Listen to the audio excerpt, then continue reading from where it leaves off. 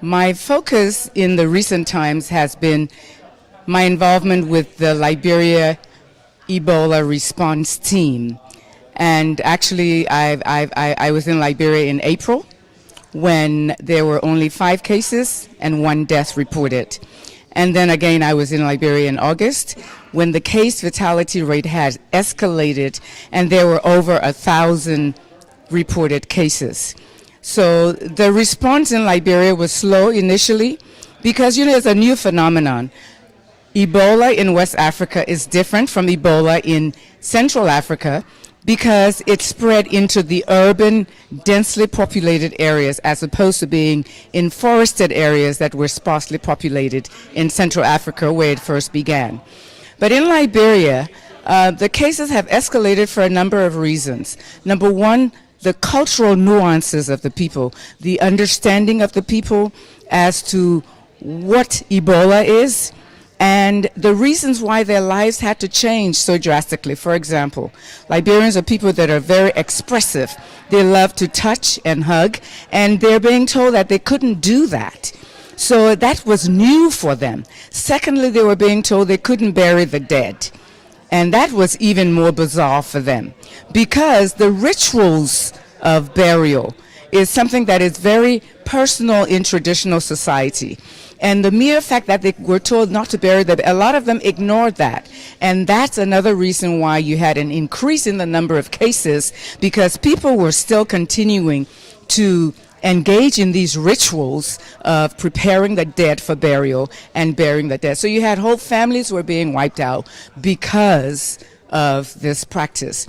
The other thing is people were afraid of being stigmatized because stigmatization, nobody wanted to have Ebola. Nobody wanted to be with anybody who had Ebola. Nobody wanted to be involved with a family of anybody who had Ebola. So if someone was suspected of having Ebola in the household, they would hide them.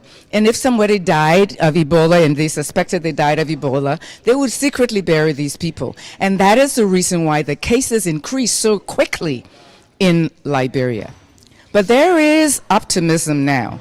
We are cautiously optimistic because in the last 2 weeks, the new cases have decreased significantly. The number of deaths have decreased significantly because the government, through the Ministry of Health and its partners, is focusing on community involvement. What they've recognized is that community involvement is critical. So they have mobilized the community to actually participate in an active way in this response. Because now they have a community surveillance system where the community members themselves can report when they have cases or when they have deaths and need to have burials. They're also going from house to house, to identify people doing this surveillance, people who may be sick, and removing them from the community and taking them into treatment centers. Whereas in October, there were only 3 treatment centers, 2 in Monrovia and 1 in Lofa County, where the epidemic started. Now you have 8 treatment centers throughout Liberia, and where you had in July 20 bed capacity for Ebola patients, you now have a capacity throughout Liberia of 1,000 beds. So things are improving in that regard. And I think that the people are beginning to understand infection control much better. And the health workers are more responsive. Of course, they're still making their demands because they need to be compensated for taking the risks. And so, they have had issues with the government because of requests for hazard pay. Now, everybody who's coming from abroad going into Liberia is being paid hazard pay for going into this hazardous environment.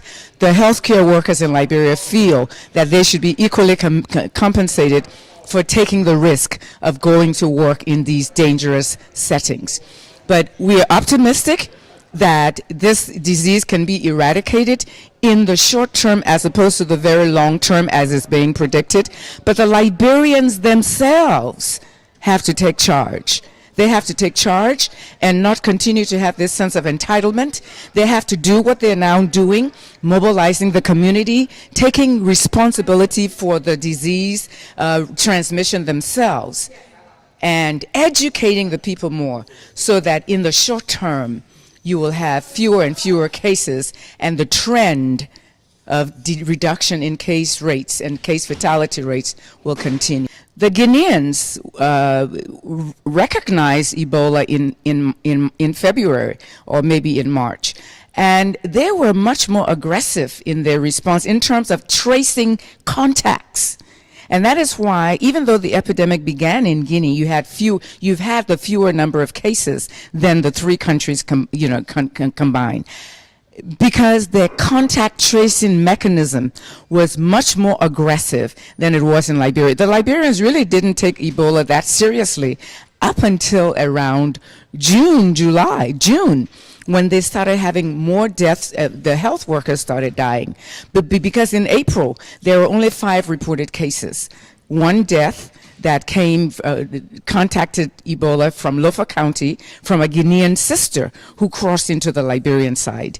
And so people, the thing in Liberia is if things don't happen in Monrovia, then it's not happening in Liberia. So they didn't feel that because Ebola was not in Monrovia, that it was going to actually enter Monrovia and take over as it has. But people in those areas, rural areas, who became infected, migrated.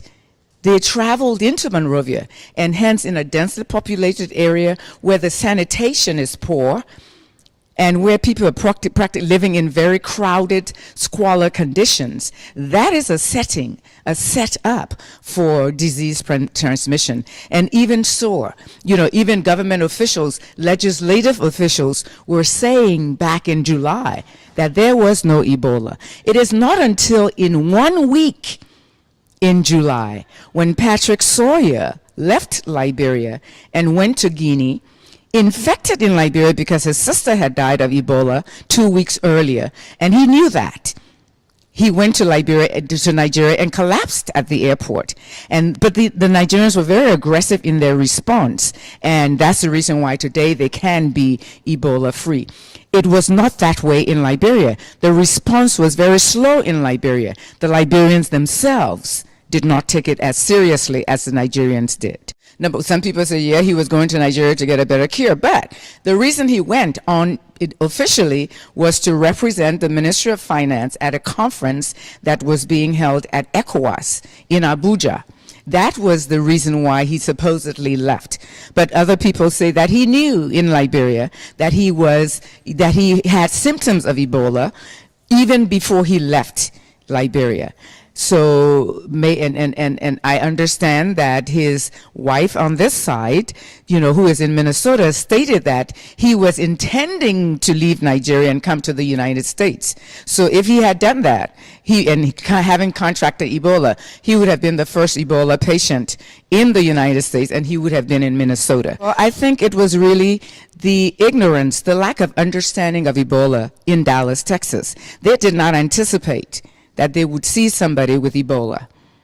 And so even though Thomas Eric Duncan told them that he had been in Liberia when he first went to the hospital, the red flag didn't go up.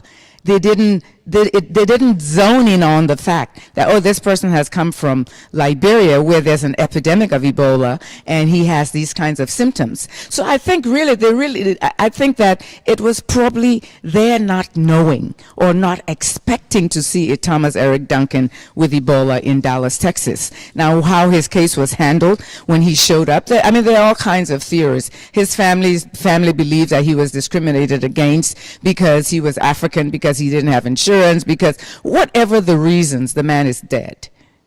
And what I only hope is that people have learned from his experience and his demise. So that's why the rest of the response throughout the country in the United States is the way it is. And so people are very fearful. I believe that fear is paralyzing. And it is the paralysis of fear that is going to be, to really be the spread of Ebola than Ebola itself occurring in the United States. Because you have the infrastructure here. You know, you have the infrastructure here.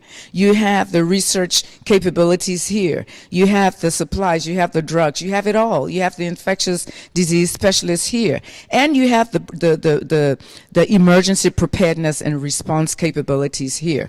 So I doubt that you will have an epidemic of the same proportion that you have in West Africa. Definitely not the epidemic that you have in Liberia. Well, there are many conspiracy theories, and I don't have the evidence to support these conspiracy theories. Therefore, I cannot speak to them.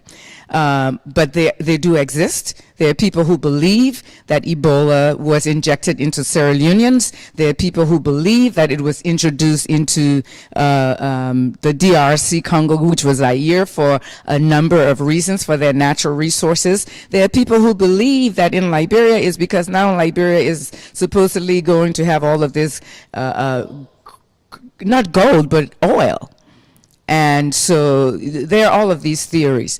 I don't have the evidence to support them, and therefore I don't want to confirm because I don't have the evidence to support them. Well, for members in the African diaspora, for those of you who have lost your loved ones in Guinea, Liberia, Sierra Leone, Nigeria, my deepest condolence. It's a difficult situation, but I, as an African, one who was born in Africa, and a Liberian, I have gone back because I feel that we have to step up to the plate.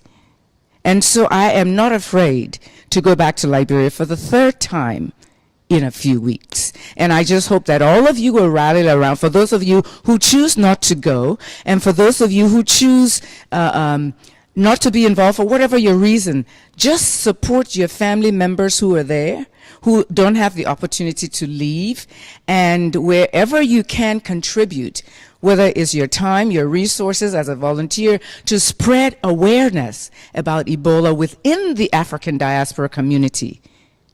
That will be your contribution, and I hope that you will take that charge.